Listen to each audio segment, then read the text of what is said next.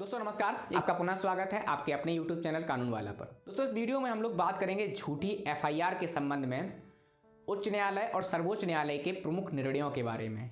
वो प्रमुख रूलिंग है के वीरास्वामी बनाम भारत संघ 1990। इस रूलिंग में माननीय सर्वोच्च न्यायालय ने कहा है, यदि किसी व्यक्ति के विरुद्ध झूठी FIR दर्ज की जाती है तो उस FIR को यानी कि प्रथम सूचना रिपोर्ट को CRPC की धारा 482 के तहत रद्द किया जा सकता है।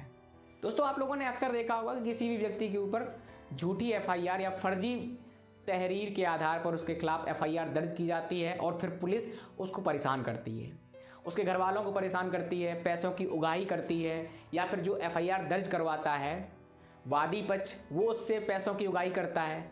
इसी को रोकने के लिए सर्वोच्च न्यायालय ने के वीरास्वामी बनाम भारत संघ 1990 के मामले में कुछ दिशा निर्देश दिए थे। उनमें से पहला दिशा निर्देश यही था कि अगर किसी व्यक्ति के खिलाफ झूठी या फर्जी FIR दर्ज की जाती है तो उसे CRPC की धारा 482 के अंतर्गत रद्द किया जा सकता है, खत्म किया जा सकता है। इसके साथ साथ सर्वोच्च न्यायालय ने कहा कि बिना किसी ठोस आधार के आपराधिक कार्रवाई चलाना असंवैधानिक, अनैतिक, अवैध और शून्य है। पहला वाला जो दिशा निर्देश था वो तो प्रारंभिक चरण पर है कि अगर FIR हो गई है तो उसको 482 के तहत रद्द कर दो अगर झूठी है।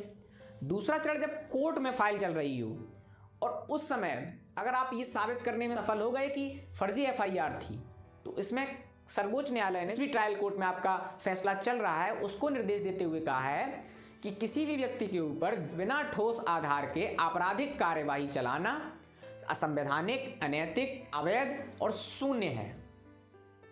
संविधान के अनुरूप नहीं है वो और न नैतिकता के अनुरूप है।